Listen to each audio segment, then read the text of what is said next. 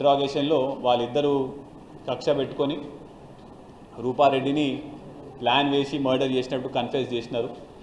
అయితే దీనికి ముఖ్య కారణం ఏంటంటే గత ఒక 15-20 డేస్ బ్యాక్ ఈ JCL1 హాస్టల్ అదే స్కూల్లో హాస్టల్లో ఉంటాడు.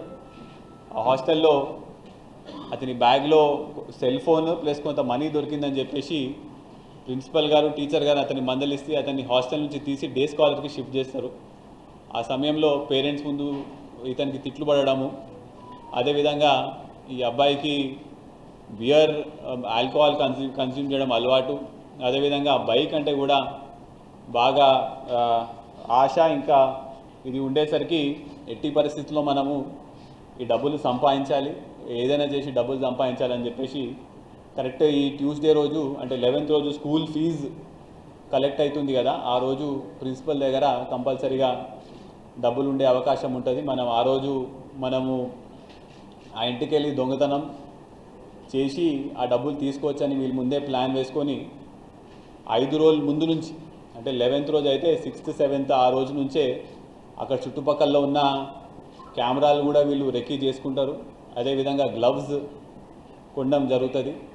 ఏ టైంకి వెళ్ళి ఏ టైంలో ఒక్కళ్ళే ఉంటారో కూడా చూసుకొని మొత్తం ప్లాన్ వేసి ఆ రోజు 11th రోజు స్కూల్ అయిపోగానే 4ంటికి వీళ్ళు ఇద్దరు బయటికి వచ్చి అక్కడ ఉన్న అవుట్స్కట్స్లో కలుసుకున్న తర్వాత అందులో ఒక అబ్బాయి లోపలికి వెళ్ళి గోడ దూకేసి ఫోన్ మాట్లాడుతున్న సమయంలో డబ్బులు తీసుకుని వెళ్ళే సమయంలో రూప అంటే డిసీజ్డ్ గుర్తుపట్టేసరికి మళ్ళీ బయటకు వచ్చి మమ్మల్ని పేరు చెప్తుందని చెప్పేసి ఒక 27 సార్లు కత్తి పెట్టి పొడవడం జరుగుతుంది.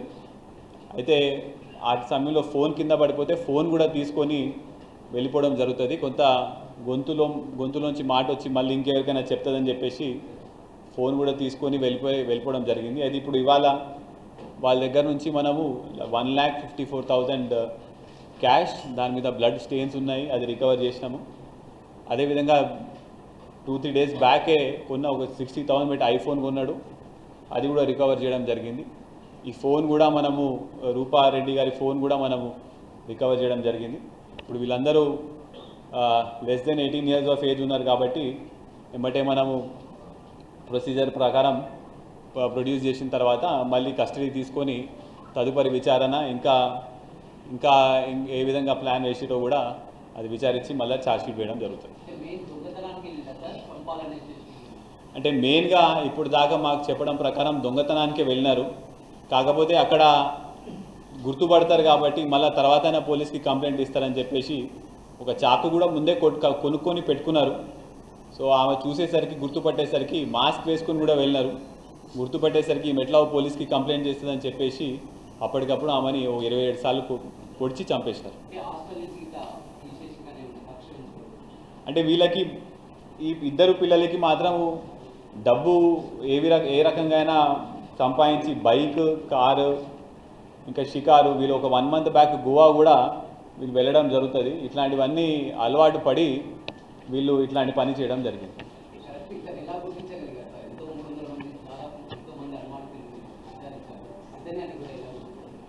అంటే అదే అండి, మనము అన్ని రకాల్లో కూడా మనము ఇన్వెస్టిగేషన్ టేకప్ చేయడం జరిగింది. ఇందులో ఫ్యామిలీ మెంబర్స్కి అని ఒక సపరేట్గా టీం పెట్టినాం. మనము ఫినాన్షియల్గా కూడా ఒకవేళ పార్ట్నర్స్ మధ్యలో కూడా ఏమైనా గొడవ ఉందని అట్లా కూడా ఒక టీం పెట్టడం జరిగింది.